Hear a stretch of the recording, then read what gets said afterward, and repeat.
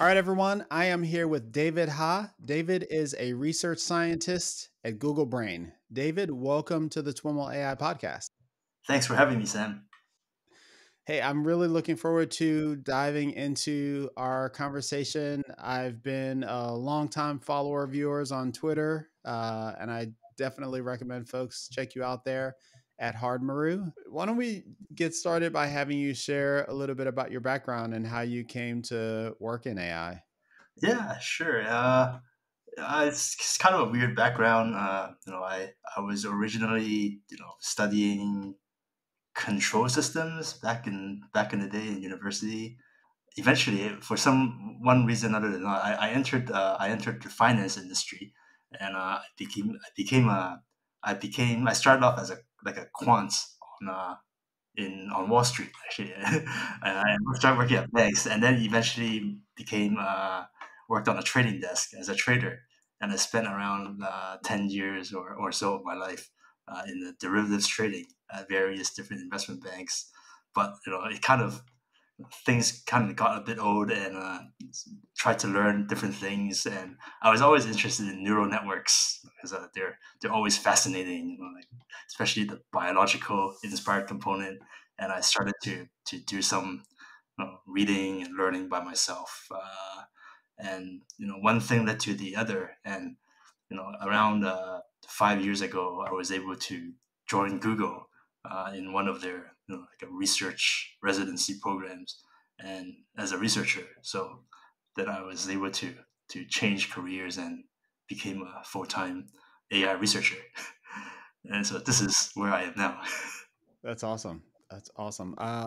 Has the idea or the initial attraction to biological inspiration, has that held up for you? Do you feel like the biological inspiration continues to inspire you, or was it a letdown to find out that the neural networks in computers are not all that similar to the biological ones?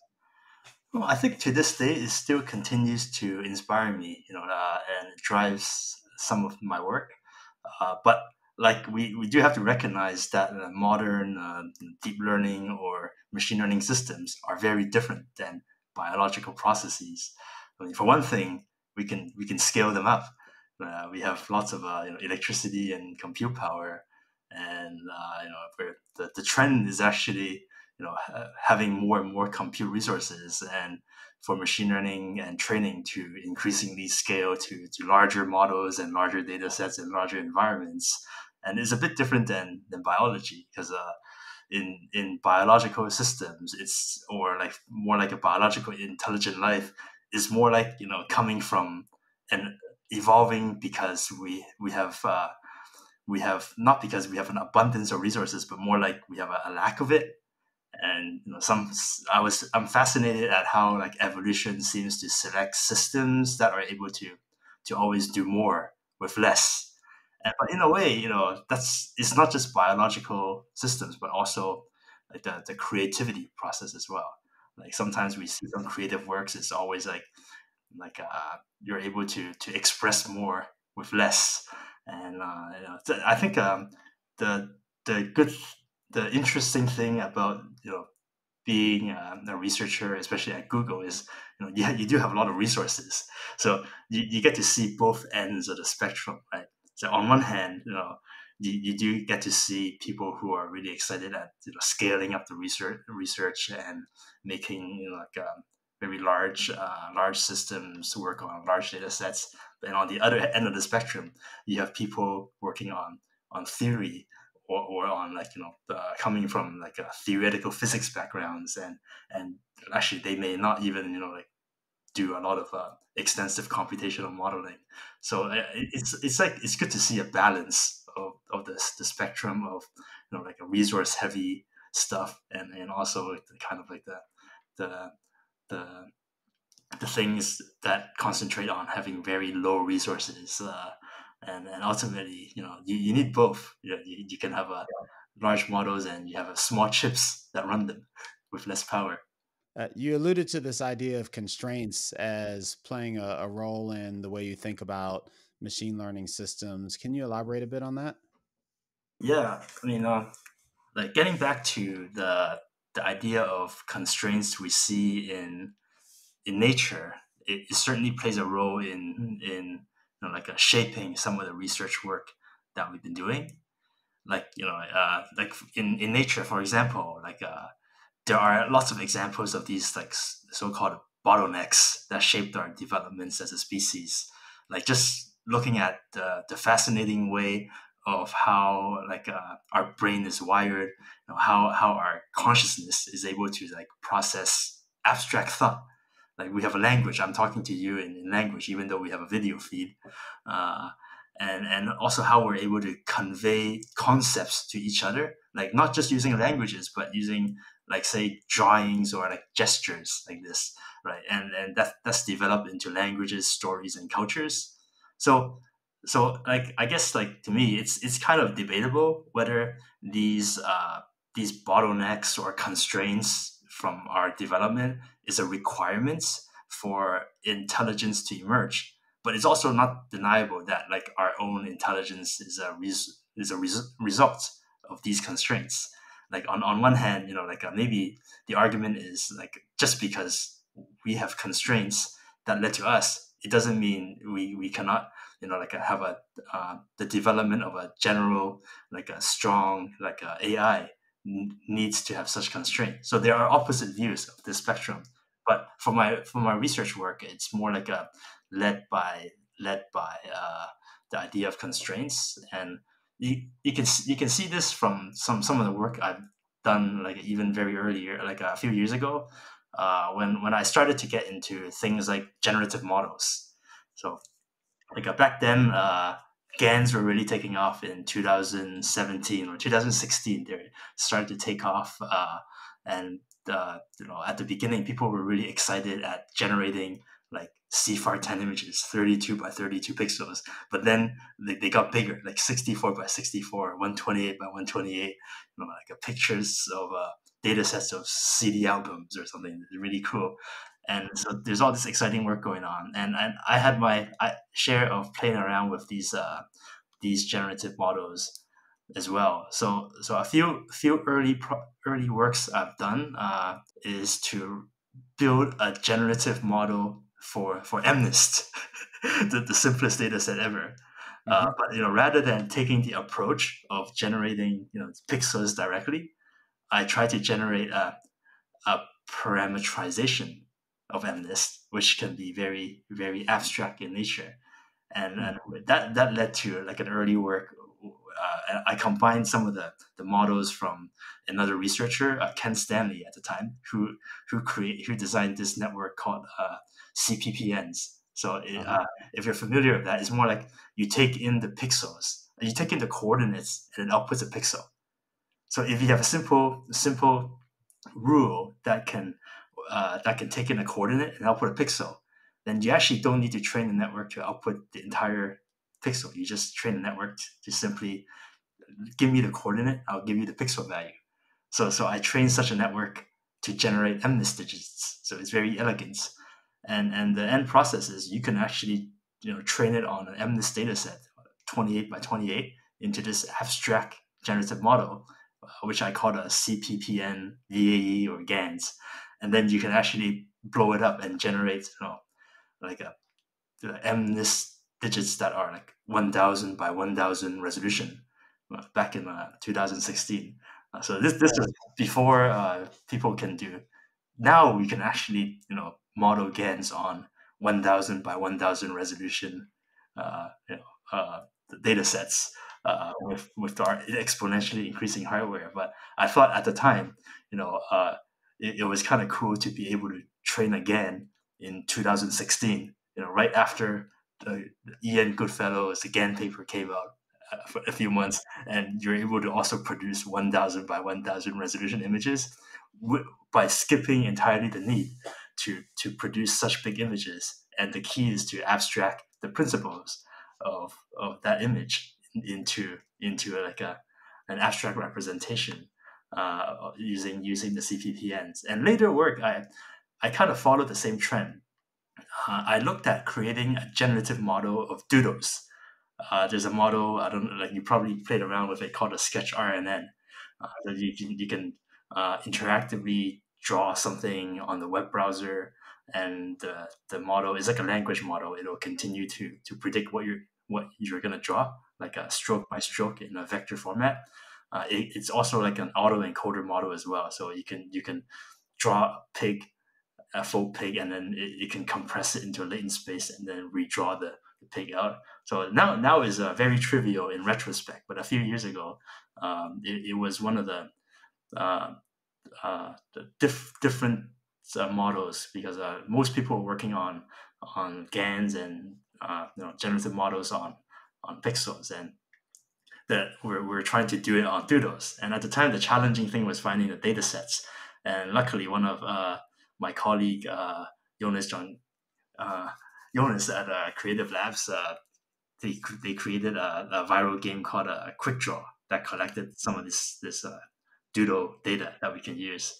So I thought that was kind of fun, and like it's more for that project. It was more like inspired by okay, rather than trying to create a representation, a minimalist representation, maybe we can use machine learning to study how we humans ourselves do like a representation learning, because of our own inductive biases. We're forced to draw doodles, maybe from the time we were cave people, because we have hands and we have sticks, so we develop this type of drawing. So maybe it'll be a good idea, a cool idea, to get machine learning models to analyze how we develop this representation, and that can lead to other ideas. And one of those, the ideas after this sketch RNN paper, was when I started to get into doing some work on reinforcement learning, and what I thought was, we have all of these cool algorithms that can train agents to perform tasks when the agents are fed pixels, like the entire screen, which was really amazing at the time. At the time, the DQN model from DeepMind came out, and agents started playing Pong or like Atari games entirely from pixels. I thought that was cool, but in a way, I kind of think that could be information overload as well, as most of the pixels are not useful when you're playing like Pong games or Atari games. So what I try to do is, like, have enforce a type of constraints onto the policy or the controller, so that it's not allowed to see the full pixel information or the stream of pixels, and it's only allowed to see a representation of its environments. So that work led to a model, a paper called World Models. It's kind of an exploratory paper that I published a few years ago with Jürgen Schmidhuber, and it was a really fun project. So the idea is, we have a really simple generative model. We use a variational autoencoder to simply compress all of the screens into a low-dimensional latent space, and we have another recurrent neural network that simply predicts the future latent space of the environments. So if you have a VAE that's trained on your game, that produces a low-dimensional latent vector, your RNN will predict your future latent vectors that like dependent on its So you're current essentially state. predicting the future state of the game. Yes, exactly. So uh, that was a fun project, because we're able to use these two simple concepts to build a neural simulator of like games, if we're able to collect enough data on it. And what was fun about the project is we show that we can just feed in uh, the representations learned from such a model, like the VAE's latent vector and also the Yeah. RNN's hidden state, and feed it to an agent. And like at the time, this we show that this hidden vector, like this bottleneck, allowed the agents to discover policies much more easier than compared to having to see the entire pixel information. Because from an optimization standpoint, it's easier to figure out what you have to do if you're only given like maybe 200 numbers and give me an action, compared to if you're given like a million numbers every time step, give me an action, right? So because of that, it was able to like solve tasks like the car racing game in OpenAI Gym. So back then it was like considered a hard task. Now it's trivial, but no one was able to get the required score. And I'm sure if people tried hard enough, they could. But at the time, this was the first approach that was able to get the required score for that game. Which was, I guess, from the machine learning research point of view, it was considered state of the art. Although With I'm sure if you tweak any model enough, you can also beat it.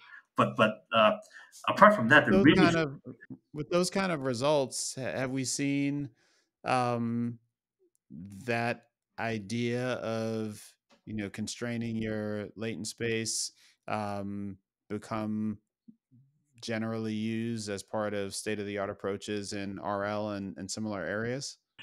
Yeah, definitely. So from that paper, I think whether we got state of the art or not, it doesn't really matter for in general in machine learning papers because it'll always be beaten by later on.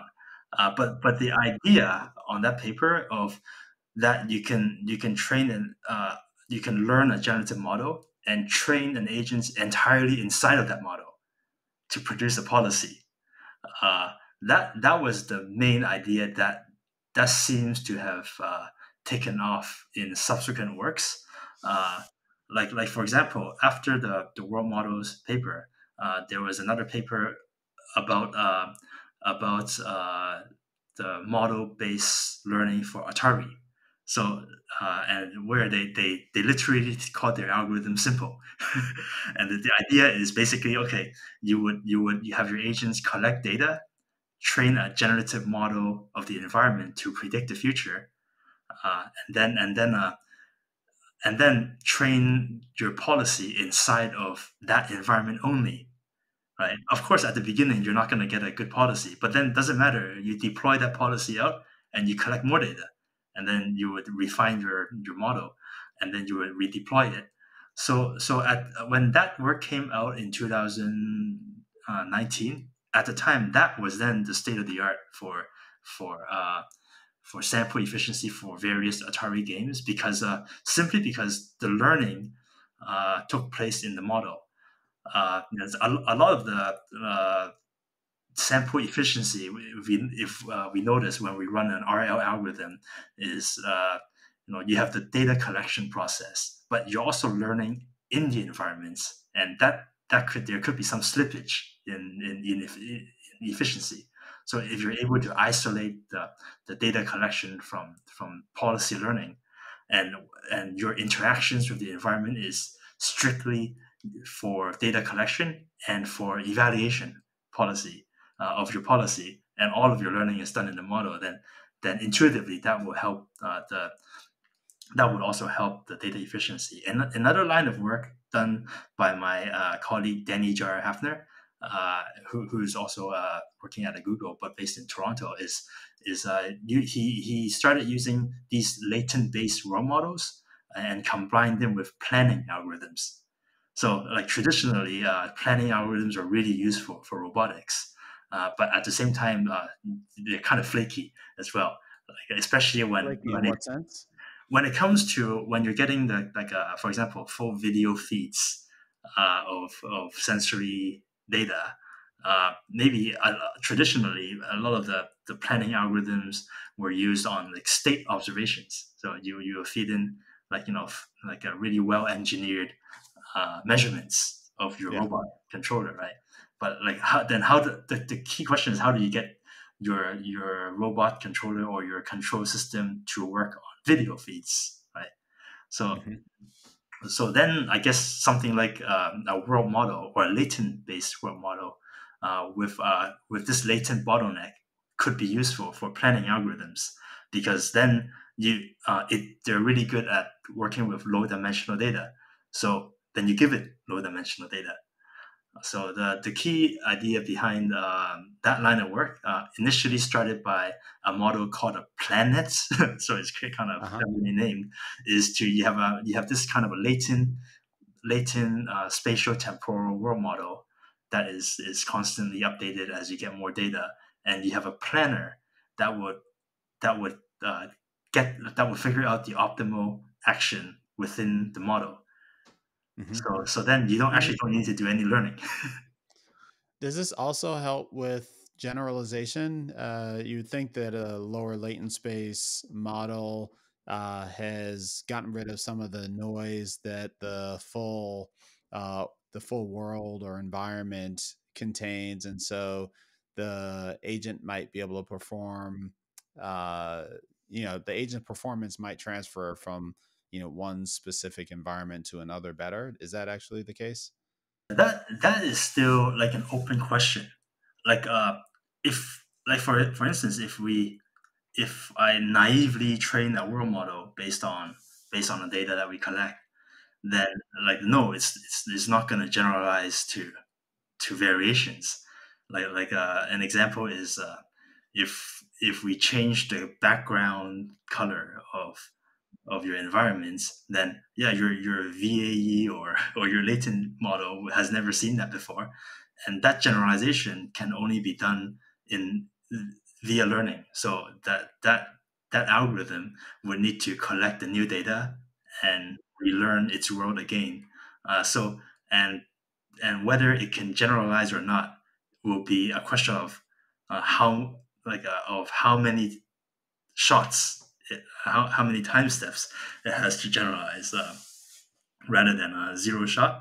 But that being said, there is like a line of work on looking at generalization problems within latent space models. There's actually like a few challenges. Like there's a DeepMind robotic control have a variation where they explicitly introduce lots of distractions and changing the backgrounds, and then you can employ lots all sorts of uh, ways, like rather than training like image based latent space, you can do contrastive learning. There's a line of work doing that, and so on. But for me, around that time, I also stepped back a bit. There's all these I have the same question as you. Can this do generalization? Yeah, of course. There's lots of different ways of doing these latent space models. But I looked at along with my colleagues and my team, we started to explore a bit, and maybe latent space bottlenecks is one solution, but it might not be the best solution for these generalization tasks. So we looked at maybe another bottleneck we can use is something like attention, or in our case, we try to use a hard attention. So like in a paper we published like 2 years ago called a Neuroevolution of self-interpretable agents, which is led by my colleague Eugene Tang.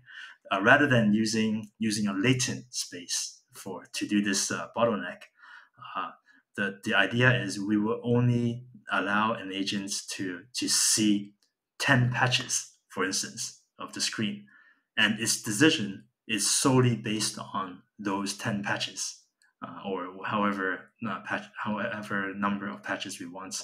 So it's kind of like biological vision with our fovea type system, where we have to really like when we study how humans see things, it's always like attending to a bunch of points in front of us, but somehow we have a mental understanding of what we're seeing. But it's not like I'm getting like full on HD resolution directly in my eyes. I'm actually seeing a bunch of things. So it's kind of inspired by that. And in this example or paper, were the patches, were you trying to emulate like a visual field and the patches were kind of contiguous in a particular arrangement, or were they, randomly distributed across the image? Oh yeah, for this work, it's part of the policy actually. So rather than having a randomized frame, the agent actually has to learn to decide first, which 10 Which patches patches? to Got it. choose. Right.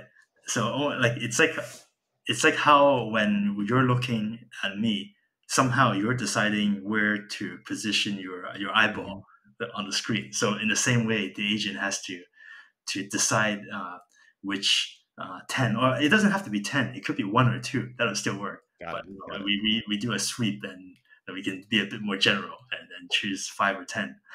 So it's less like I was originally thinking it was along the lines of masking for kind of generalization or regularization. This is more learning where to attend to within the image as a constraint. Yes, exactly.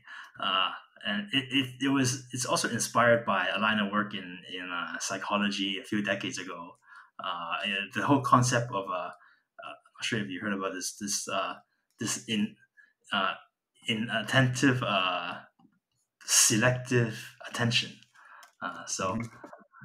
this inattentional blindness. So sometimes our brains just don't see part of the screen or part of Hmm. what we see. So there was a psychology experiment done back then where the subjects were asked to look at a scene, and the scene had two teams of basketball players. One wearing white shirts and the second one wearing black shirts. And I think the subjects have to count the number of times that the ball was passed between the white shirt the players to the black shirt Yeah. players, something like that. And then there's a gorilla walking Yeah. up through the background. And most of the time, the subjects were not able to see the gorilla because they're so Yeah. focused on the ball and the colors of what people are wearing. So that kind of helped. Uh, create some uh, analogies between we have this thing called whether we like it or not called intentional blindness. What Hmm. if we try to do something like that with an RL agent? What are the pros and cons? Does it give it more abilities, or does it actually deduct some of the abilities? And that was what we're trying to explore. And it turns out that using this simple scheme, we were also able to train some simple agents to do the same task as the world models paper, like getting a pretty good score on the car racing game from Pixels and playing the Doom game. But unlike the previous latent space models, this model we found can easily adapt to augmentations to the environments. Like for instance, we if we in doom in that doom this doom environments, if we change the color of the ground, it will still work. If we add like a little blob on the side of the tracks in the car racing game, it will still work. And the reason is those patches are likely not to be selected by the pre-trained agents. So it's just simply uh, like it works because it's just not attending to the things that it deemed not to be that relevant uh, to some extent. Of course, this is very like a naive way of like approaching the problem, because like in reality it's very nuanced. Like we do see a bit of it, but it's kind of a simple model that clearly demonstrates that in attentional blindness, if we strictly enforce it in the context of an RL agents, it will have these properties that because it's simply not allowed to see certain parts of the screen, uh, it may lack. You throw away information, but you also gain ability to generalize to changes in the environments. Yeah. Yeah. And how does it compare from sample efficiency to the constrained latent space? Does it retain that advantage in some way? For this one, no, because it actually takes a bit more time to train or to evolve the policy uh, for to be able to perform the task. But the way I think about these issues is that there's a few dimensions. You can work on optimizing the sample efficiency, like maybe reducing an RL algorithm from you know 200 million time steps to 100 million time steps to achieve some score. Or you can think about sample efficiency in terms of a zero shot transfer. So one can argue that okay, I spent all of this time figuring out the policy. using hard attention in this paper. But if you give it a new environment, which is not the same as the original environment, but one that has some augmentations to it, we can argue that that's a new environment, and how many time steps would it take your agents to adapt to that new environment? And here the case is zero, because it can do it in zero shot. So that's also like another way of looking at sample efficiency as well. Not on the training task, but on the task that it has never seen in life. Kind of arguing for a global sample efficiency in a sense across multiple problems or versions of a problem. Exactly. Or in our case, I think I'm really interested in sample efficiency across unseen versions of the problem, and that's basically what one of the goals of AI is. Is like, of course, given enough compute, we're gonna solve every known problem that is well defined. But one of the things that distinguishes us from machines so far is like our ability to solve problems quickly, uh, that that we have not seen before, with variations. You mentioned earlier your work with Ken Stanley, and you just mentioned this concept of evolution. I spoke to him probably several years ago, talking about his work in neuroevolution. Does Were you using evolution loosely, or have you also studied these ideas of neuroevolution and kind of evolutionary neural nets and machine learning? Oh yeah, yeah, for sure. For example, the work that I just talked about, the neuroevolution of in self-interpretable agents, like we actually used evolution or computational evolution algorithms to train the agents. So rather than using like reinforcement learning to train them. So like in in general, I kind of like some of the evolution algorithms because they're kind of like we can use them as a black box optimizer as well.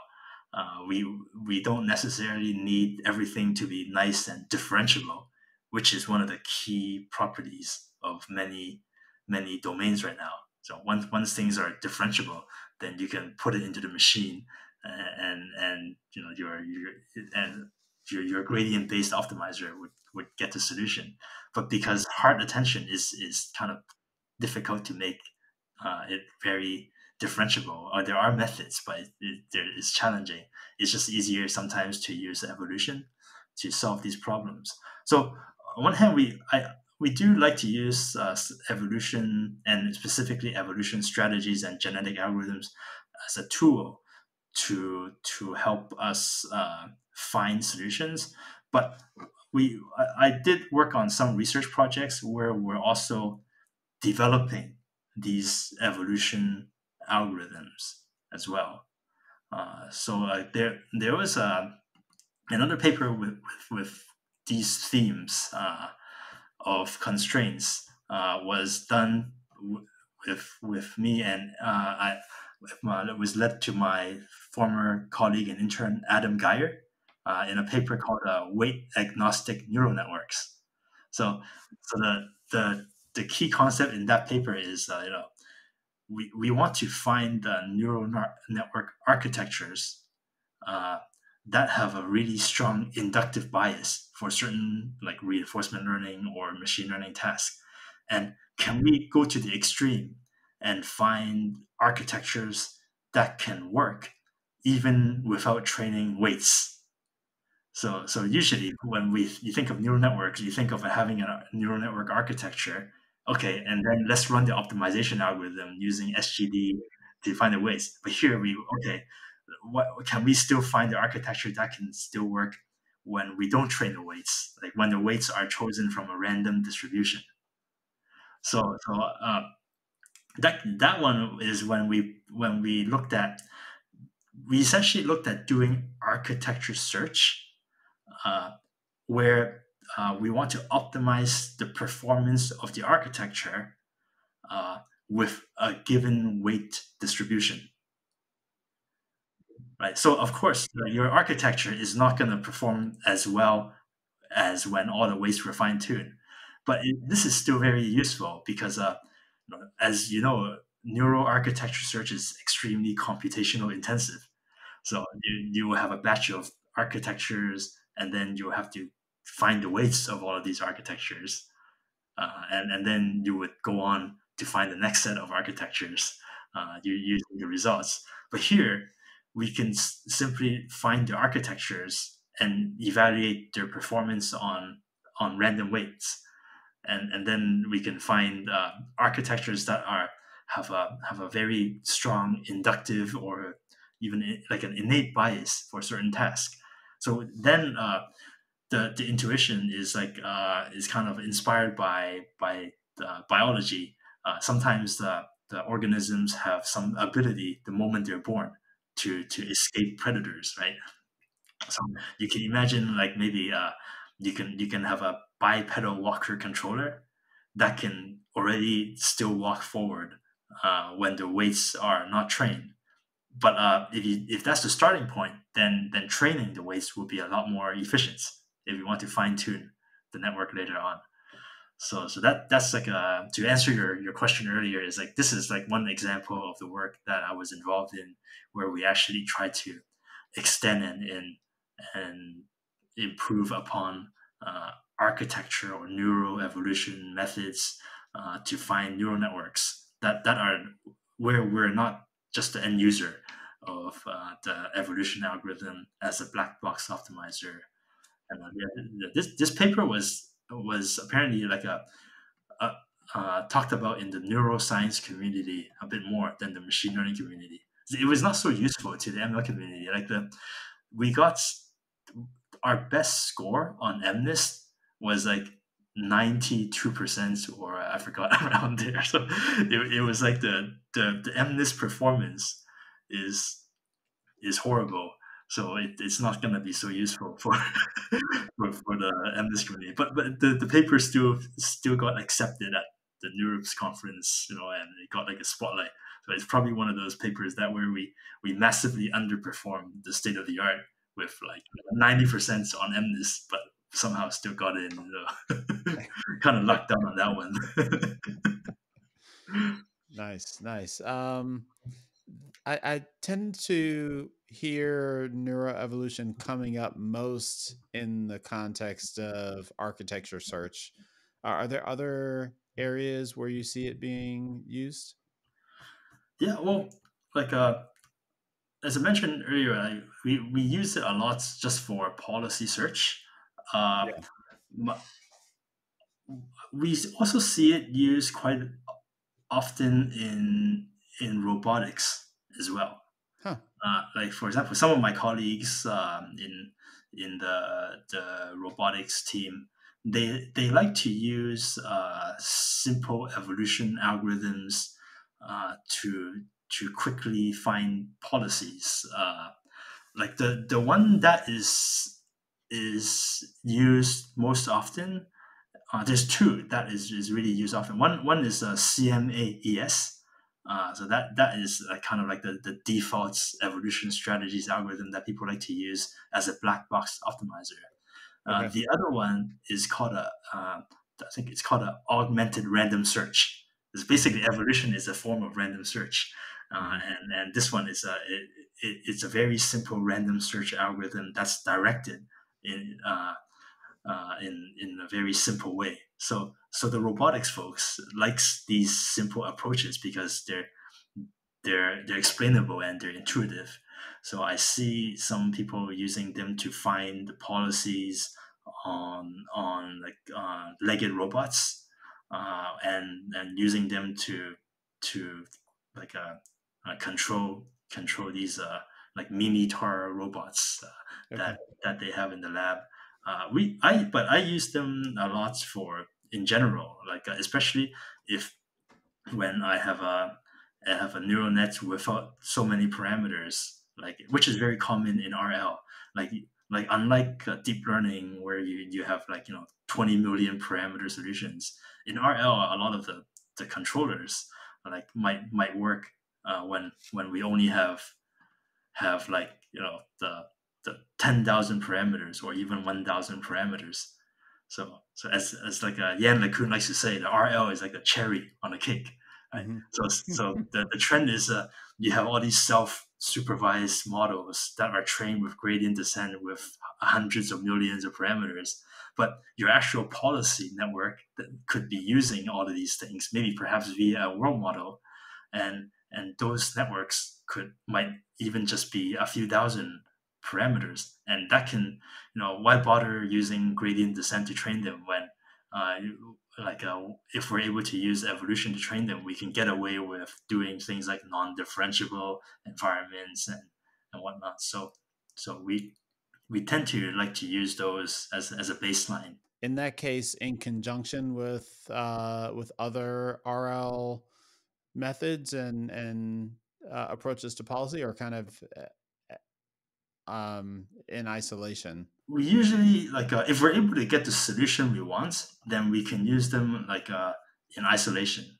Okay. I mean, there's some of my colleagues have been working on ways to combine the reinforcement learning with evolution.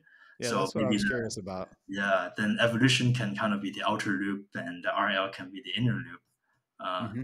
but in a lot of the work where I'm simply using like an end user of an optimizer, then I simply use it to get me get me a set of weights or get me a set of parameters and Hmm. call it a day. Did we talk about the sensory neuron paper? Oh no, no, no, It sounds like, I mean, it kind of fits right into this idea of constraints and um, applying constraints to make problem solving easier. Can you talk a little bit about that paper? yeah, sure. So some of the previous work I discussed, it's more like the constraint is more like a bottleneck, like an Yeah. information bottleneck, and maybe you're doing more with less. But it doesn't always have to be like that. So in this paper, we it was a really fun project. Also with my teammates Eugene Tang, we looked at the problem of what if we gave an agent's an observation space that is shuffled around. So like usually in a in these reinforcement learning environments or in machine learning in general, you have to give a model very well specified uh, input data. Like if you give it like the observation space of a humanoid or an ant robots, uh, like every single input means something. Like maybe the torque or the velocity or the positions, or maybe the pixels on the screen. This pixel corresponds to this has to be this position. So we toyed around with the idea of what if we can randomly shuffle the observations, and the agent actually has to figure out what each input, like each sensory input means before deciding an action. And if an agent is able to solve a particular task or environments or a machine learning problem from shuffled observations, we can also examine the properties, whether it has extra benefits that it has compared to agents that are otherwise trained the normal way of just getting the inputs. So this is another type of constraint that I don't consider to be a bottleneck or information bottleneck, because like you're actually giving the agent the same information. I guess like the dimensionality of the information is the same, but here we try to just shuffle the order, uh, and surprisingly we're able to get it to work. So like the inspiration of this work originally came from some ideas on in a meta learning space, because we're essentially trying to get an agent to adapt to changing environments, when it's like the agent will get a shuffled and reshuffled screen and it has to readapt. But also in the neuroscience, there's the area called a sensory substitution, and so psychologists have to measure the human's ability to adapt to when what our senses give us suddenly change. Like there's this popular experiment done even 100 years ago, where you're wearing this you're wearing an upside down goggle. So I'm not sure you saw that. So there's a simple mirror glass in front of your eyes. And so what you're seeing is completely flipped. And what people notice is that it requires maybe like 10 minutes or half an hour of readjusting, and you're able to walk perfectly fine with this flip sensory. But once you take off the glass, then you're messed up again for another half an hour or so. So that's kind of, I guess, one of the easier tasks. There's a TED talk a few years ago where someone had a video of an inverted bicycle. So this one is harder. When you turn left, you actually go right. And when you turn right, you actually go left. And they found this one really messed people up. so so you like, I guess, because riding a uh, when you're riding a bicycle is more like it's like a human invention, I guess. So it takes a long time for people to readapt, because you actually have to balance as well. You're like a complicated control system, constantly balancing it. So that one really messed people up. I don't know if you've ever had the experience where your screen controls get flipped. I don't remember what caused it, um, but your trackpad right becomes left and up becomes down, and vice versa, and that can be infuriating. It's very difficult to adjust to. Yeah, exactly. Yeah, especially like Apple. Like whenever you use like Apple products, okay, where sometimes your trackpad goes the other way around when you're on another person's trackpad, or when they have new models of iBooks or MacBook Pros, you have a touch bar and you suddenly don't have a touch bar. Yeah. Now we're back to the old days. But anyway, there's another neuroscientist, Paul Baccarita, who's kind of a pioneer of sensory substitution, Okay. and his claim to fame was he had people who were unfortunately blind, like cannot see, just lack vision. And back in the end of the 60s, he had an experiment where he put a low dimensional video camera. It's analog back in the day, and he fed some of those signals from the analog video camera into a low dimensional 2D grid of pokes into the Yeah, person's back. I've heard about this. Yeah. So one of the cool things is our skin or our touch senses is underutilized everywhere outside of our hands. Like Hmm. maybe from evolution, when we were hunter gatherers, our skin was really important. But in kind of modern times, we wear like a clothing, and we don't really use our touch senses. So that's another interesting topic, but it's kind of getting sidelined. But back for this particular idea is that he poked a low dimensional resolution of image into the subject's back, and within a few weeks or months, people gain vision. They were able to see and understand things by sitting on this chair. So he showed that uh, through touches or through pokes on a set person's back, that person can learn to interpret those signals as if that person was seeing what's in front of the camera. And in the late 90s and turn of the century, there was a variation of this from this team, where they fed in a higher resolution video feed into a 2D grid of electrodes that was placed on a person's tongue. So from the stimulation on the tongue, the subject is able to interpret what the video camera mounted on the subject's head is seeing. And this was actually gained popularity.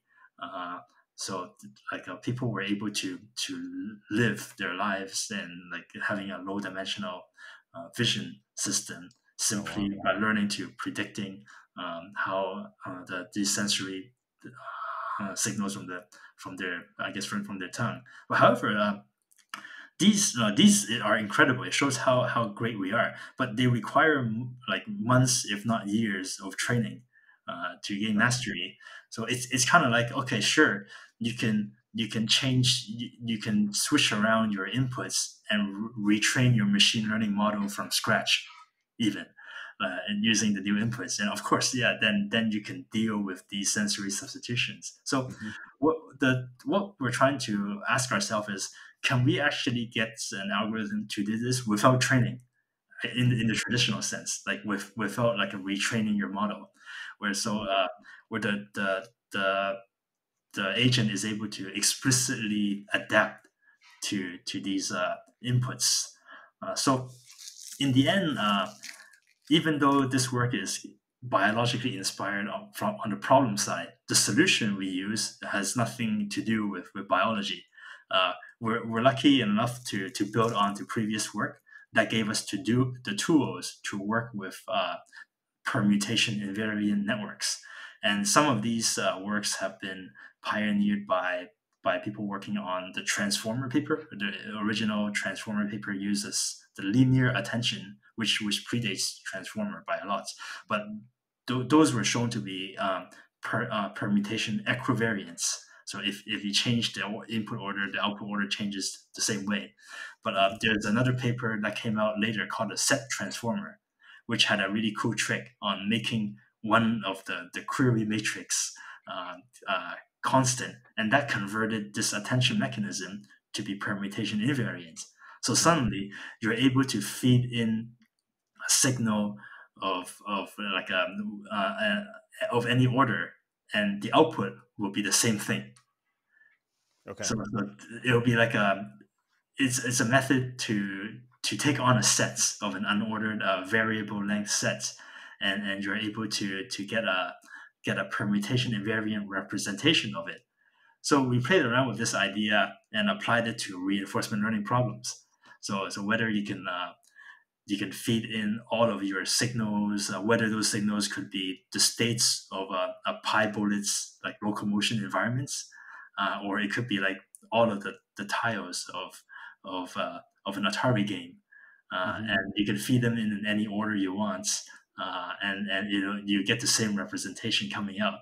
So we try to feed these representations into a policy network, and train the entire system to perform the task.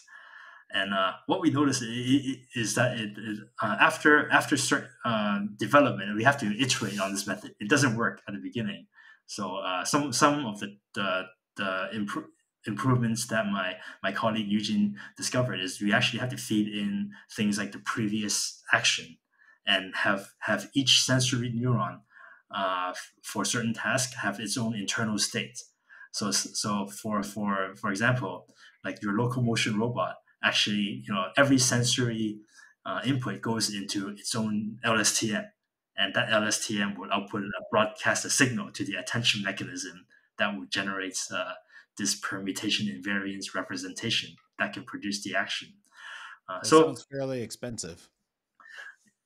yeah, but so in a way, it's kind of like abstracting. Like usually, traditionally our networks are, we just get the input right away into a particular input node of a neural network. But here we treat every input node as a neural network itself.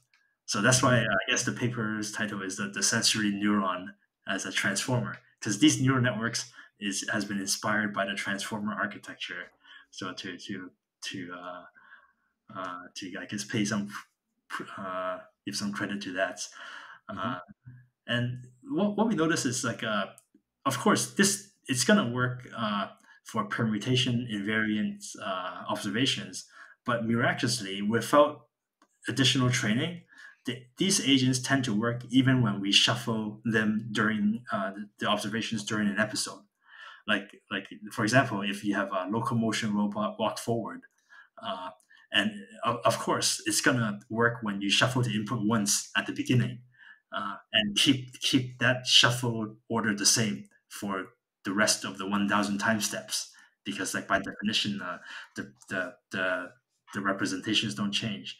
But what we notice is we can shuffle them many times during the environments. Like if your episode is 1,000 time steps, you can shuffle them every 100 time steps, and the performance without additional training remains roughly the same.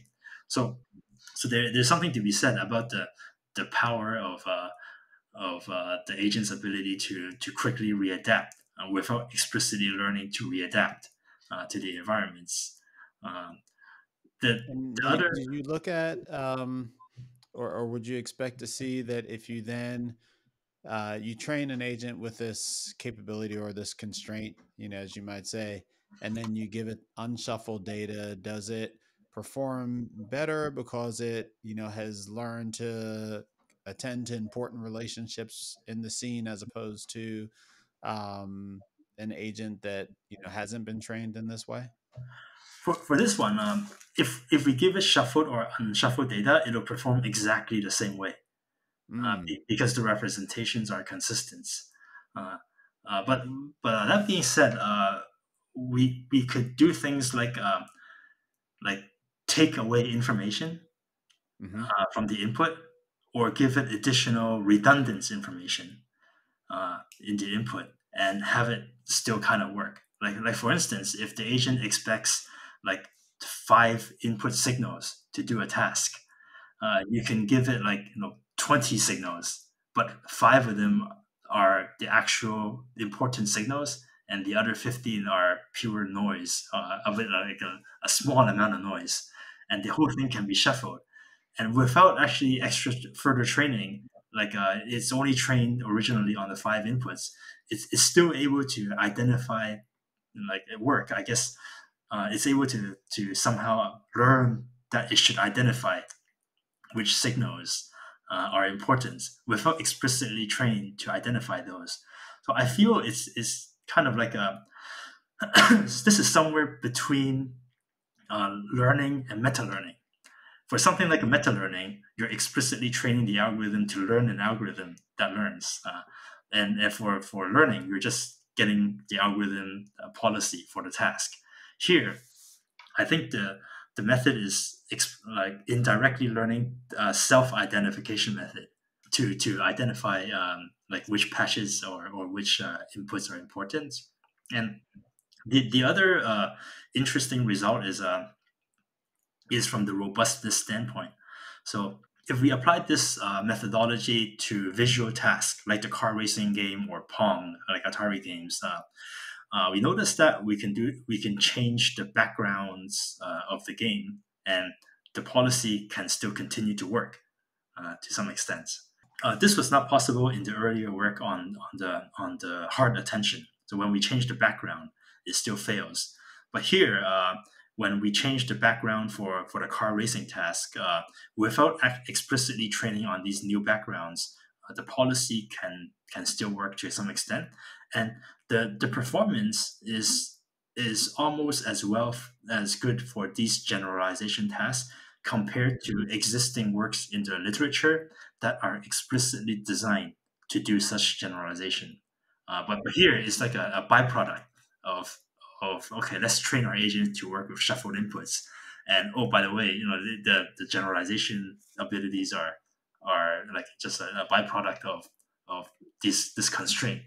Um, so when we dug into further, the hypothesis is if we shuffle up all of the patches or the tiles of the screen, we could force the agents to learn like the essence, the essential important things for the task. And because it's forced to learn the essential properties, that may help it generalize to variations of the environment with different backgrounds. And when we did further analysis, we actually looked at the patches that they learn to attend to, like in the car racing game. And it turns out that even though the patches are all shuffled around, it still learns to attend mostly to the patches that correspond to the edge of the road, even when the screen is all shuffled around. And so then this can help us explain why the generalization still works to environments with when we change the background, because it's not seeing, it's not really attending to the positions with different backgrounds. It's still looking at the road. So some of the analysis is done in the paper to explain why the transfer works. Got it. So, given this, body of research that you've pursued, focused on the ideas of constraints, incorporating ideas like neuroevolution, what are you excited about looking forward? Where do you see your research headed? Yeah. So like I'm really fascinated with the whole concept of the self organization. Uh, Especially like I'm really inspired by this body of work that my colleague Alexander Modinsev did on a neurocellular uh, automata and also self-organizing class MNIST classifiers, which was recent articles on the DistillPub platform. And like one of the things that excited me about this the sensory neuron paper is it is sort of like a self-organized system. Every input goes into an identical neural network with its own hidden recurrent state, and somehow these neural networks learn to communicate via attention mechanism to have this emergent property, which is the policy. And I'm really excited about like going forward with exploring more of these uh, kind of collective intelligence themes, where you have an emergent property from thousands or even like hundreds of thousands of different unique agents or units that have their own local processing rules, but somehow as a whole you have some global emergent property that is a result of maybe some evolutionary optimization. And I want to explore like properties of these emergent behavior, because maybe that will help us address some of the shortcomings we see in reinforcement learning. Like a lot of like some of the issues in RL has to do with like robustness, generalization, maybe like out like a sample efficiency and so on. But we can get inspiration from other areas, like for example, swarm computing, swarm optimization, uh, like multi-agent systems, and maybe if we try to break down a problem into a large like a complex systems problem where you have lots of local computation, perhaps that might give us some insight or different types of solutions to how we've been able to approach them so far. So I'm excited about the general idea of like a collective intelligence, complex systems, and going forward, we want to see how we can um, like a bridge between the complex systems research and incorporate some of the good ideas into machine learning, and also maybe look at the other way around. Maybe we can use machine learning to also help advance the state of complex systems research. Awesome. Awesome. I'm looking forward to following along as you push forward in that direction.